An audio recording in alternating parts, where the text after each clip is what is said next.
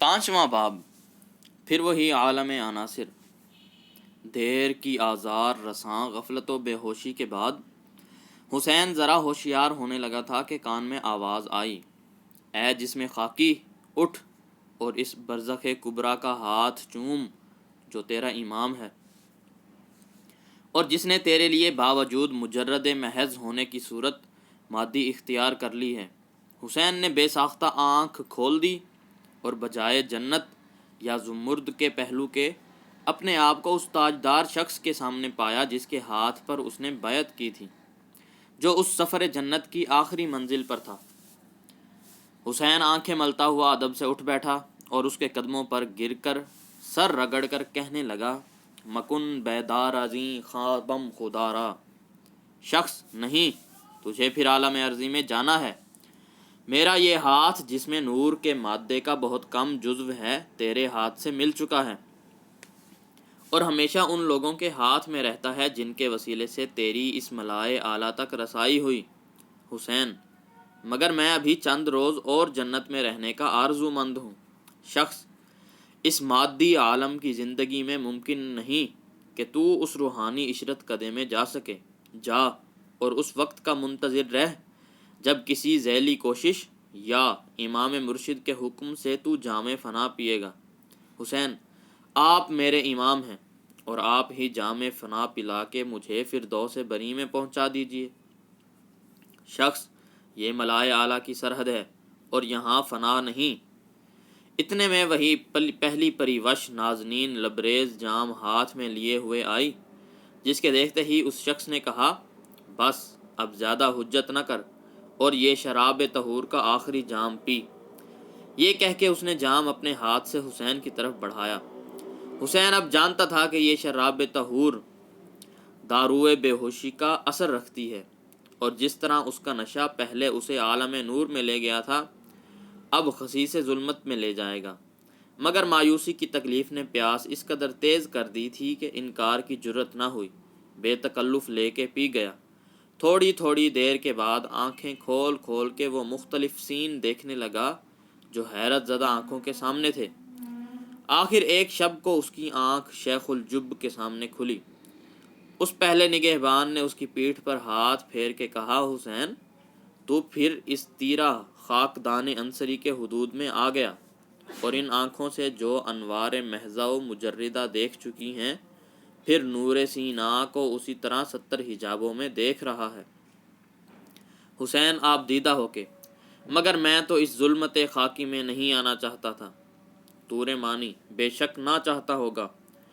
جذبات نور وحدت ایسی ہی کشش رکھتے ہیں، مگر کیوں کر ممکن تھا کہ اس جسم خاکی کا دھبا اس نورستان میں ہمیشہ قائم رہتا۔ حسین، تو للہ کوشش کیجئے کہ اسی وقت اس جسم خاکی کو چھوڑ کے اس سرو شبستان اعلیٰ کا راستہ لوں۔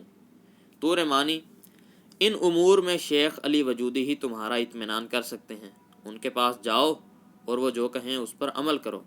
حسین، جوش دل سے نوحہ و بکا کر کے، افسوس میری اتنی ریاضت اور یہ مدتوں کی آرزو مندی صرف اتنے مختصر زمانے کے لیے تھی۔ آہ، کیا کروں کہ پھر زمرد کا وصال نصیب ہو۔ یہ کہہ کر وہ پھوٹ پھوٹ کے اور زار و قطار رونے لگا اور یہاں تک رویا کہ ہچکیاں بندھ گئیں۔ طور مانی، اے بلند حوصلہ مشت غبار، میرے عزلت قدے کو خالی کر اور صفحہ ہستی پر جا کے اس میعاد معینہ کو پورا کر جتنے دنوں کے لیے تو اس ظلمت قدائے ارض میں گرفتار ہے۔ حسین، کاش یہ بھی معلوم ہوتا کہ اس مشت غبار کو کب تک اس عالم میں سرگرداں پھرنا اور خاک اڑانا ہے۔ طور مانی، تیرے لیے ان رموز کا ظاہر کرنا شیخ علی وجودی کا کام ہے، اس لیے وہی تیرے مرشد ہیں، مگر ہاں تجھے ایک راز بتا سکتا ہوں، وہ یہ کہ پھر اس عالم نور کی زیارت فقط اس امام کے اختیار میں ہے جو لاہوت و ناسوت کا برزخ اور تجلی ہے، وہ تجلی جو مختلف جسد ہائے امامت و نبوت میں ظاہر ہوتی رہی۔ حسین، مگر ان تک رسائی کیوں کر ہو سکتی ہے اور ملائے اعلیٰ سے پھر میں اس کار ظلمت میں پھینک دیا گیا تو؟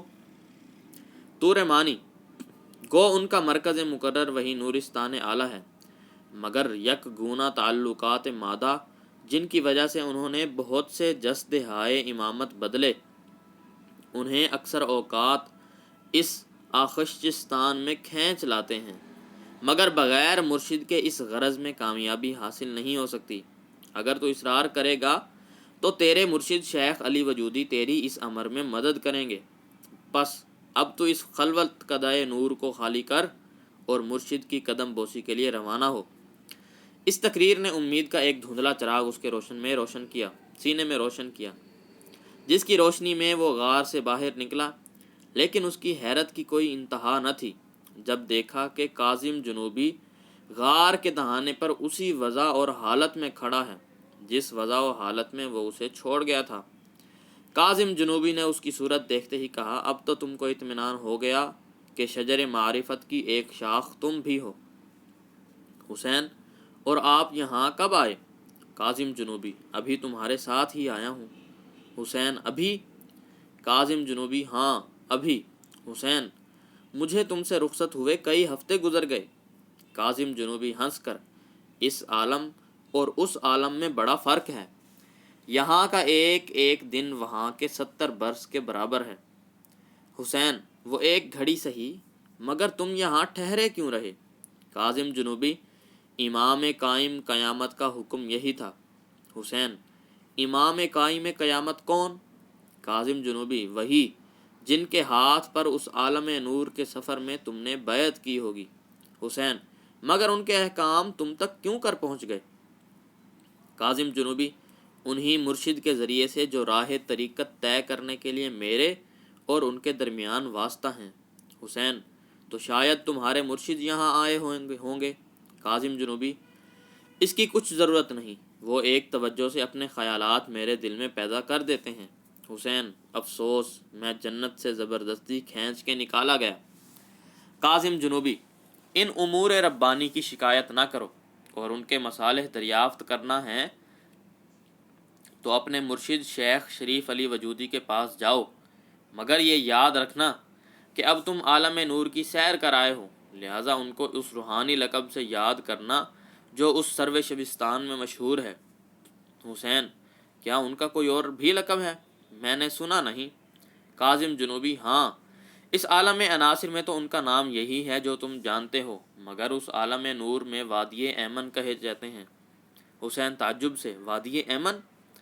اور پھر سوچ کے، بے شک انہیں وادی ایمن ہی کہنا چاہیے۔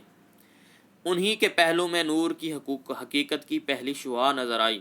کاظم جنوبی، بس اب چلو اور حلب کا ارادہ کرو۔ حسین، مگر مجھے اتنا ضرور بتا دیجئے کہ اس عالم نور میں کبھی پھر بھی میرا گزر ہو سکے گا۔ کاظم جنوبی، اس امر میں کوئی شک نہیں کر سکتا، مگر ہاں یقینی ہے کہ اگر تمہارے مرشد کی توجہ ہو تو سب باتیں ممکن ہیں۔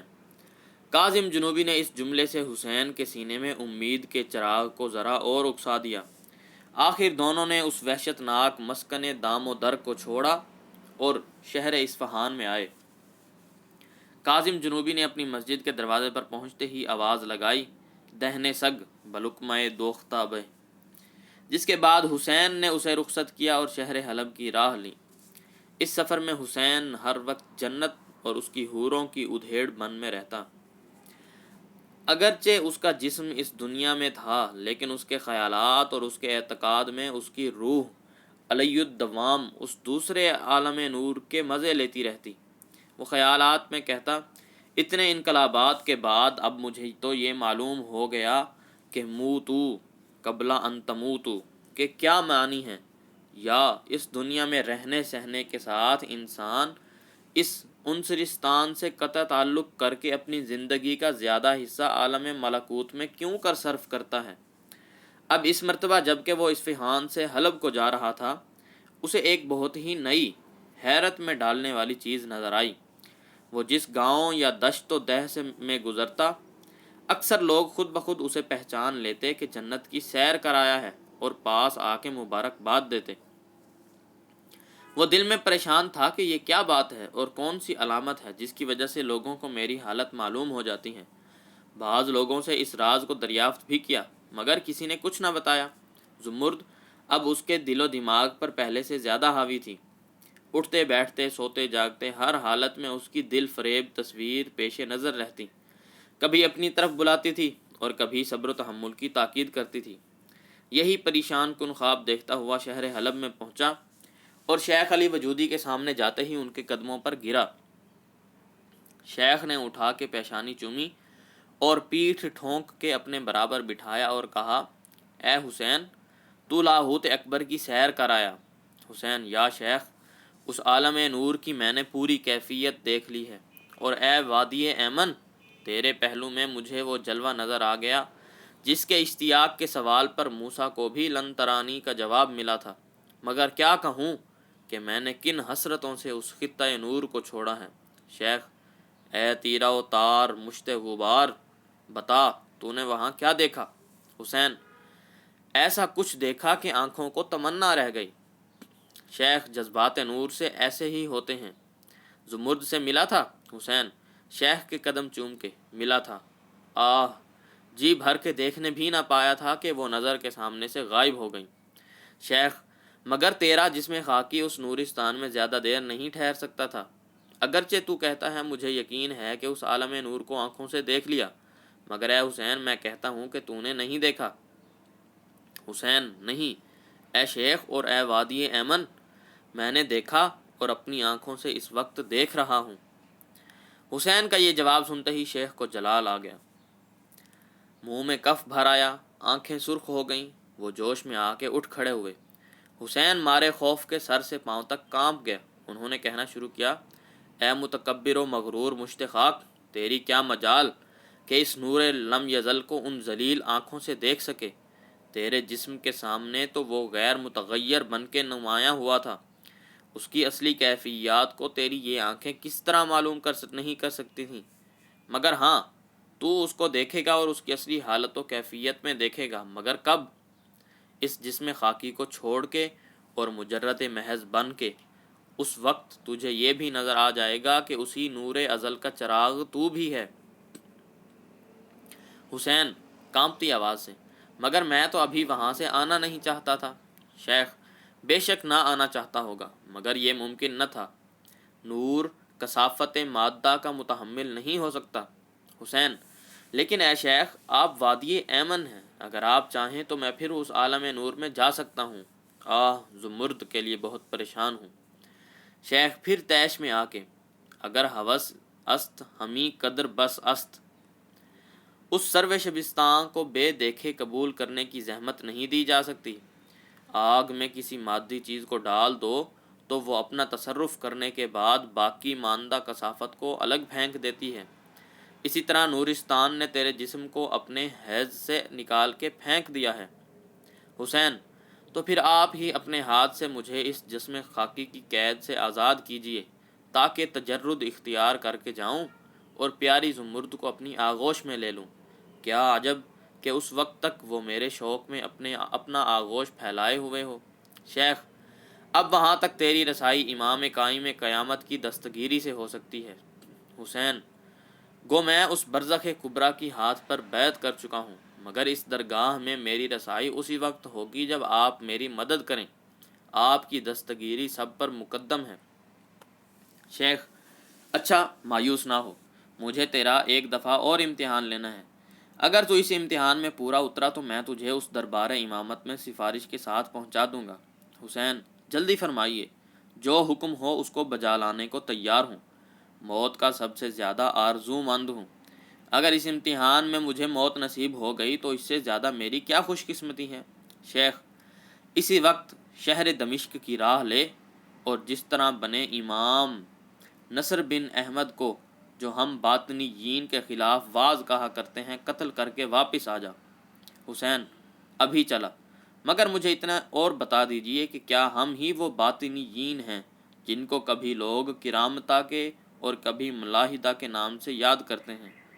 شیخ: بے شک، ہم اسماعیل بن جعفر صادق کی امامت کے مدعی ہیں، اور چونکہ امامت ظاہر ہو گئی لہٰذا ہم پر فرض ہے کہ اس کی تبلیغ و نقابت خفیہ اور باطنی طریقوں سے کریں۔ انوار ازل نے یہ قدیم ہی سے فیصلہ کر دیا ہے کہ جب تک امامت ظاہر رہتی ہے، نقابت و تبلیغ خفیہ ہوتی ہیں، اور جب امامت مخفی و باطنی ہو جاتی ہے تو نقابت و تبلیغ اعلانیہ ہونے لگتی ہے۔ حسین: مگر اس کا سبب میرے ناقص فہم سے بالا تر ہے۔ شیخ: بے شک بالا تر ہے، زور سے گھور کے، اور تیرے جاہلانہ شکوک اسے اور زیادہ بالا کرتے جاتے ہیں۔ خود خدا کی طرف خیال لے جا کہ وہ مخفی ہے، اور اسی لیے اس کی توجہ کی تبلیغ اعلانیہ ہوتی ہے۔ حسین: یا وادی ایمن، نبوت تو ظاہر رہی اور اس کے ظہور کے زمانے میں برابر اعلانیہ تبلیغ ہوتی تھی۔ شیخ علی وجودی کے منہ میں کف بھر آیا، سخت برہمی کے لہجے میں وہ چلائے: ابھی تک شیطان تیرے دل میں بیٹھا ہے، وہ تجھے بہکا رہا ہے اور عالم نور میں جانے کی آرزو رکھتا ہے۔ سن، اس نظام کا تعلق صرف امامت سے ہے۔ نبوت ہمیشہ ظاہر رہی اور ظہور کے زمانے میں اعلانیہ تبلیغ ہوتی رہی۔ نبوت اور رسالت کس چیز کی طرف لوگوں کو بلاتی ہے؟ خدا کی طرف اور فردوس بری کی طرف، اور یہ دونوں دنیا کی نظر میں مخفی ہیں۔ حسین ڈرتے ڈرتے: مگر امامت بھی تو انہی چیزوں کی طرف بلاتی ہے۔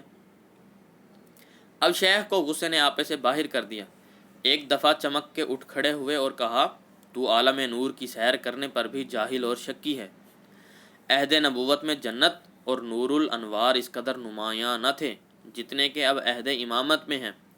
رسالت نے کبھی کسی مادی پیکر کو اس سرو شبستان میں نہیں بھیجا، اور امامت برابر بھیج رہی ہے، جس کا یہ قطعی نتیجہ ہے کہ فردوس بری اور نورازلی پہلے مختلف تھے اور نور ازلی پہلے مخفی تھے، اور اب نمایاں ہیں، اور چونکہ اب نمایاں ہیں لہٰذا تبلیغ اور نقابت کو خفیہ طریقوں سے ہی اپنا عمل کرنا چاہیے۔ حسین: یا وادی ایمن، اب مجھے اطمینان ہو گیا، اور ضرور تھا کہ اپنے شکوک رفع کرتا، اس لیے کہ میں نے اس مذہب کی نسبت بہت سی بے سر و پا باتیں سنی تھیں۔ سنا تھا کہ الموت کے قلعے میں لوگ طرح طرح کے فریبوں سے اس مذہب کے پابند بنا لیے جاتے ہیں۔ شیخ: یہ دشمنوں اور جہلاء کی افتراء پردازیاں ہیں، ایسے لوگ جن کو چشم بصیرت نہیں اور انوار ازلیہ کے سامنے خفاش سے زیادہ وقت نہیں رکھتے، ان کے کہنے کا کیا اعتبار؟ اتنے مدارج یقین طے کر کے تجھے نظر آ گیا ہوگا کہ ہم کس ملائے اعلیٰ پر ہیں اور کس آسانی سے سرو شبستان کی سیر کراتے ہیں، اور وہ کس کار جہالت میں پڑے ہیں اور کس تحت الثری کی طرف روز بروز زیادہ دھنستے چلے جاتے ہیں۔ حسین: مجھے معلوم ہے۔ یہ کہہ کر حسین شیخ سے رخصت ہوا اور امام نصر بن احمد کی جان لینے کے لیے دمشق کی راہ لی۔ حسین اب ایسے کاموں کے لیے جری تھا۔ پہلے موقع پر جو شبہات اس کے دل میں پیدا ہوئے تھے اب نام کو بھی نہ تھے۔ اس کو یقین تھا کہ جنت یقیناً ان لوگوں کے ہاتھ میں ہے جن کا وہ معتقد ہے، اور ان کے اشارے پر برے بھلے کام کا کرنا ہی ذریعہ نجات ہے۔ باوجود اس کے ایک جلیل القدر عالم کے قتل میں اس کے دل نے کسی قدر پس و پیش کیا ضرور کیا، مگر شیخ اور زمرد کے خیال نے پھر اس کا دل آگے بڑھایا۔ وہ نہایت سنگ دلی کے ساتھ مرشد کے وحشیانہ حکم کی تعمیل کے لیے دمشق میں پہنچا اور امام نصر کے عقیدت کیشوں میں شامل ہو گیا۔ اس سفر میں بھی وہ حیرت سے دیکھتا تھا کہ بعض لوگ راہ چلتے چلتے پہچان کر اس سے بغل گیر ہوتے اور یک جہتی اور اخوت کا ثبوت دیتے، جس سے اسے یہ بھی نظر آ جاتا تھا کہ اس کے ہم عقیدہ و ہم خیالات کس کثرت سے دنیا میں پھیلے ہوئے ہیں۔ خوش نصیبی یا دل کی بے صبری سے مہینے ہی بھر میں اسے اپنی غرض حاصل کرنے کا موقع مل گیا۔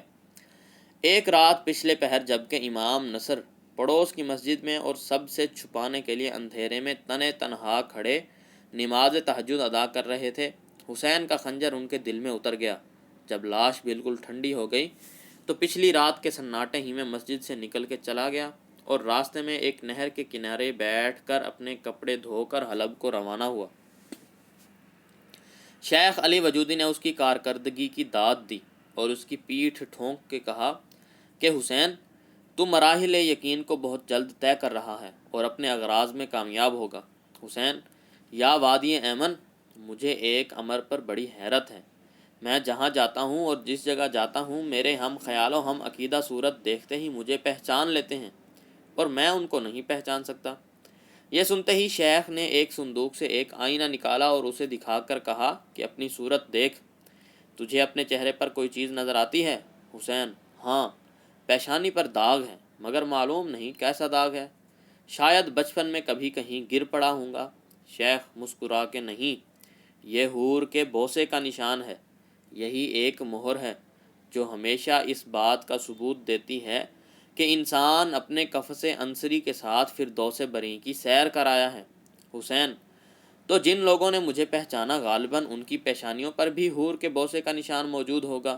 شیخ: بے شک ہوگا، اور حسین دیکھ میری پیشانی پر موجود ہے۔ حسین: شیخ کی پیشانی پر بھی وہی اپنا سا داغ دیکھ کر، بے شک یہ مدارج یقین طے کرنے کا تمغہ ہے۔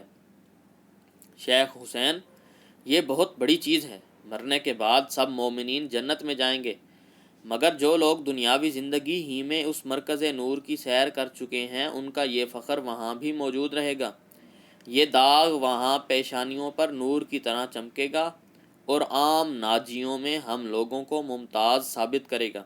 حسین: مگر مجھے یہ داغ دنیا ہی میں عزیز ہے، کاش میرے لب میری پیشانی تک پہنچ سکتے کہ میں اس داغ کو بوسے دے کے اپنے دل کو تسلی کرتا۔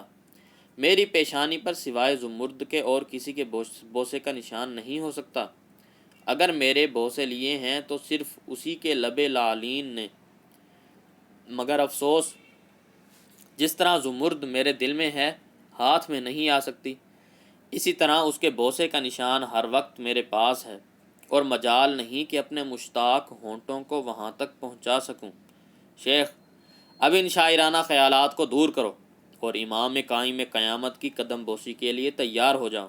حسین: لبیک، مگر اے وادی ایمن اتنا اور بتا دیجئے کہ ان کو امام قائم قیامت کیوں کہتے ہیں؟ شیخ: یہ بھی رموز ربانی میں سے ایک رمز ہے، تجھے شاید ابھی تک ان ائمہ کے نام بھی نہیں معلوم نہ ہوں گے جو نور لم یزل کی شعاعیں ہیں اور مختلف جسدوں سے نمایاں ہوتے رہتے ہیں۔ یہی ائمہ ہمیشہ ناسوت اکبر ہوتے رہتے ہیں، وہی وجود آدم، نوح، ابراہیم، موسیٰ، داؤد، سلیمان، عیسیٰ اور محمد صلی اللہ علیہ اجمعین کے اسجاد مطہرہ سے جلوہ فگن ہوتا رہتا تھا، آخر علی مرتضیٰ کے جسدانوں میں نمودار ہوا، اور چونکہ اب نبوت ختم ہو چکی تھی لہٰذا ایک روح نے مختلف اجساد بدلنے شروع کیے۔ پھر حسین اور علی زین العابدین و محمد باقر علیہ السلام کے اسجاد کی سیر کرتے کرتے وہ نور جناب جعفر صادق کے جسدانوں سے نمایاں ہوا، اور وہ زندہ ہی تھے کہ ان کے پیکر جسدی کو چھوڑ کے پہلے جناب اسماعیل میں، پھر محمد مکتوم ابن اسماعیل میں جو سابع امام تھے آیا۔ چند روز تک وہ نور سلسلہ وار امام منصور بن محمد مکتوم جعفر صادق اور حبیب بن جعفر کے اجسام مطہرہ میں خفیہ ہی خفیہ لمعہ فگن رہا۔ جناب اسماعیل سے اس وقت تک امامت مخفی ہی رہی، اب یکا یک اس نور نے عبید اللہ مہدی کی ذات سے نمایاں ہو کے اپنی پوری تنویر دکھا دی اور امامت ظاہر ہو گئی۔ اس کے بعد سے وہ نور برابر اعلانیہ طور پر مختلف اسجاد ظاہرہ کو بدلتا رہا، پہلے قائم بامر اللہ کے جسم سے، پھر منصور کے، پھر معز الدین اللہ کے جسم سے چمکا، مستقر باللہ کے بعد پھر حسن بن محمد یعنی علی علیہ السلام، پھر محمد بن علی علیہ السلام کے جسموں کے لاہیت کبریٰ کا درجہ پایا، اور فی الحال وہی انوار ازلی رکن الدین خورشاہ کے جمال جہاں آرا سے نمودار ہیں جو فرما روائے الموت ہیں، وہ امام قائم قیامت برزخ اکبر ہیں اور لاہوت و ناسوت و تجلی ہیں جو مختلف جسد ہائے امامت و نبوت سے لمعے افغن رہی ہیں۔ حسین حیرت سے: وہی جن کے ہاتھ پر میں نے اس عالم لاہوت میں بیعت کی تھی؟ شیخ: وہی۔ حسین: مگر آپ تو فرماتے ہیں کہ وہ الموت کے فرما روا ہیں۔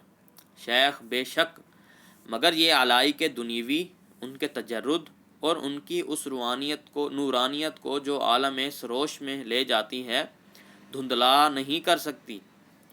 امام دینی اور عام لوگوں میں یہی فرق ہے کہ جس چیز کو ہم ریاضت سے حاصل نہیں کر سکتے وہ انہیں بدرجہ اتم حاصل رہتی ہے، اس لحاظ سے وہ عالمین برزخ کہے جاتے ہیں۔ حسین: اور وہ امام قائم قیامت کیوں کہلاتے ہیں؟ شیخ: کسی قدر برہم ہوتے ہوئے رک کر، ہاں میں نے اس کا راز ابھی نہیں بتایا۔ امامین مستنصر و نزار کے عہد میں ان میں انوار ازلی کی ایک نئی اور غیر معمولی شمع روشن ہوئی تھی۔ گو یہ شمع دراصل قدیم نور امامت کا انعکاس تھی، مگر اتنا بڑا انعکاس کامل کہ اس کے جلوے سے تمام ممالک ارض چمک اٹھے۔ اس سے وہ چراغ نور مراد ہے جو صباح کے جسم صافی میں چمکا تھا۔ یہ لقب قائم قیامت اسی آئینہ پرتو نور ایزدی کا ہے جس نے یکا یک حدود مدارج اعلیٰ اور نورستان میں پہنچ جانے کے اتنے صحیح ذریعے مخلوق میں پیدا کر دیے کہ ادنا لوگوں کو وہ کمال حاصل ہو گیا جو گزشتہ عہدوں میں انبیاء اور ائمہ کے سوا کسی کو حاصل نہ تھا۔ پہلے کوئی فردوس بری میں جانے کا خیال بھی نہ کر سکتا تھا، مگر اب اس اعلیٰ پرتو ایزدی کو ظہور کے بعد یہ حالت ہے کہ میں آنکھیں بند کر کے ایک دم میں اس عالم نور کی سیر کراتا ہوں، اور تم بھی اس سرو شبستان میں جا کے حوروں کی ہم کناری کا مزہ اٹھا آئے ہو۔ قیامت کے معنی ظاہر پرستوں میں اس وقت کے ہیں جب کہ دنیا کی زندگی ختم ہو جائے گی، مگر حقیقت شناس جانتے ہیں کہ قیامت صرف اس حالت یا اس وقت کا نام ہے جب کہ مخلوق کو خالق سے یا پرتو کو نور سے قربت ہو جائے۔ حسن بن صباح نے چونکہ اپنے عہد سے مخلوق کو ایسے تقرب کے درجے پر پہنچا دیا، لہٰذا وہ امام قائم قیامت کہلاتے ہیں، یعنی وہ امامت جس کی بدولت مخلوق اور خالق میں قربت ہو گئی۔ اور اسی قربت کا نتیجہ ہے کہ ان کے چند ہی روز بعد امام علی ذاکرۃ السلام میں امامت قدیمہ جو جناب علی مرتضیٰ سے نسلاً بعد نسلاً چلی آتی تھی، نیز وہ امامت قائم قیامت جس کا چراغ پہل حسن بن صباح کے اخیر میں روشن ہوا، دونوں امامتیں جمع ہو گئیں اور یکا یک انوار لم یزلی میں ہیجان میں آ گئے۔ بس اسی دن سے تمام تکلیفات شرعیہ بندوں پر سے اٹھا دی گئیں۔ رمضان کی 27 کو اس قربت پرنور کا جلوہ نظر آیا تھا اور مومنین شرعی ان قیدوں سے آزاد ہوئے تھے۔ اسی سبب سے وہ دن ہمارے لیے عید ہے۔ حسین متحیر ہو کے، مگر میں تو دیکھتا ہوں کہ آپ شب و روز ریاضت ہی میں مشغول رہتے ہیں، اور آپ ہی کی طرح اس فرقہ ناجیہ کے جتنے پیرو مجھے ملے سب پابند شرع، بڑے محتاط اور بڑے متقی و پرہیزگار نظر آئے۔ شیخ، جو لوگ عرفان و حقیقت کے مدارج طے کرنا چاہتے ہیں ان کو مشکلات ریاضت طے کرنی پڑتی ہیں، مگر مومنین پر فرض اب کوئی عبادت نہیں، خاصتاً ان برگزیدگان لم یزلی کے لیے جو امام قیامت سے تقرب رکھتے ہوں۔ حسین، مگر اے وادی ایمن، میرا دل آپ کی توجہ کا محتاج ہے۔ تکلیفات شرعیہ کا اٹھا دینا ایک ایسی چیز ہے جس سے میرے دل میں شک پیدا ہوتے ہیں۔ شیخ برہمی کے ساتھ، اتنے مدارج طے کرنے پر بھی شک؟ سرو شبستان عالم نور کی سیر کر چکنے کے بعد شک؟ اب یہ شک نہیں، گستاخی ہے۔ جانتا ہے کہ ساری عبادتیں خداوند جل و علا کی قربت حاصل کرنے کے لیے ہیں، اور جب وہ قربت حاصل ہو جائے تو پھر کسی عبادت کی ضرورت نہیں رہتی۔ تم نے سنا ہے اور دیکھ بھی لیا ہوگا کہ جنت میں کوئی شخص عبادت کا مکلف نہیں، اس کا یہی منشا ہے کہ ہم قرب انوار لم یزل کے لیے عبادت کرتے ہیں، اور وہاں ہر ایک کو یوں ہی حاصل ہوتا ہے۔ حسین، بے شک وہ منزل مقصود ہے اور عبادت اس کا راستہ۔ جنت میں پہنچ جانے کے بعد فی الحقیقت کسی عبادت کی ضرورت نہیں، لیکن جو لوگ ابھی اس کے باہر ہیں ان کی نسبت نہیں کہا جا سکتا کہ منزل مقصود کو پہنچ گئے، یا چل رہے ہیں یا راستے میں ہیں، لہٰذا ان کو عبادت کی بھی ضرورت ہے۔ شیخ، انتہا سے زیادہ از خود رفتہ ہو کے اور منہ میں کف بھر لا کے اس پیکر خاطی کو شبہات ہی نے خراب کیا ہے۔ یہ برابر شک کرتا ہے اور اپنے شکوک میں بڑا ضدی ہے۔ سن اے حسین، امام قائم قیامت نے جو اپنے آپ کو بتایا کہ وہ اس عالم نور میں ہیں اور جزو عنصری سے باہر، اس کے یہی معنی تھے۔ گو بظاہر ان کا جسد اس عالم مادی میں نظر آتا ہے، مگر دراصل وہ ان مادیات سے دور سرو سبشتان اعلیٰ میں ہیں، اور ان سے ملنے اور ان کے جوار میں رہنے کے یہی معنی ہیں کہ گویا انسان اس تیرہ ظلمت قدح ارض سے نکل کر لاہوت اکبر کے قریب جا پہنچا۔ پھر وہاں پہنچ جانے کے بعد عبادت کیسی؟ حسین بجا ہے، میرا شبہ دور ہو گیا ہے۔ آپ کی تقریر سے ہمیشہ ایسے شکوک دور ہو جاتے ہیں، اور یہی اطمینان حاصل کرنے کے لیے میں اپنے شبہوں کو بلا تعمل آپ کی خدمت میں عرض کر دیتا ہوں۔ شیخ خیر، تم اس امتحان میں بھی پورے اترے ہو، اب تم کو امام علیہ السلام کی خدمت میں بھیجتا ہوں، جاؤ اور ان کے احکام کی بلا عذر اطاعت کرو۔ آج صفر کی 20 ہے، رمضان کی 27 کو عید قائم قیامت ہوگی۔ اس تاریخ کو میں بھی وہاں آؤں گا اور شیخ طور مانی بھی وہاں موجود ہوں گے۔ اگر اتنے دنوں میں تم نے امام قائم قیامت پر اپنی عقیدت کیشی و اطاعت کا پورا اثر ڈال دیا تو میں تمہاری سفارش کروں گا، اور طور مانی بھی کریں گے، اور اسی وقت تم کو زمرد سے ملنے میں کامیابی بھی حاصل ہوگی۔ مگر خیال رکھو کہ اس اعلیٰ دربار میں انسان کے سر سے بہت سے تکلیفات شرعیہ اٹھ جاتے ہیں۔ وہاں کی اطاعت و عبادت صرف انقیاد ہے، اگر اس میں کوتاہی ہوئی تو پھر اس کا علاج نہ میرے پاس ہے نہ کسی اور شخص کے پاس۔ اس درگاہ کا راندہ مردود ازلی اور رحمت الہی سے ہمیشہ کے لیے محروم ہے۔ حسین، میں کسی حکم سے سر نہ پھیروں گا۔ شیخ، وہ ایسا مقام ہی نہیں جہاں تم اپنے دل کے شکوک کو اسی بے تکلفی سے ظاہر کرو جس طرح میرے سامنے کرتے ہو۔ حسین، کبھی کسی امر میں شک نہ کروں گا۔ شیخ، اگر اتنے مضبوط ہو تو کل صبح تم یہاں سے روانہ ہو کر الموت کی راہ لو، میں ایک خط لکھ دوں گا، اسے لے کر امام کی خدمت میں حاضر ہونا، اور جب تک وہاں سے یا مجھ سے کوئی حکم نہ ملے اس دربار کو نہ چھوڑنا۔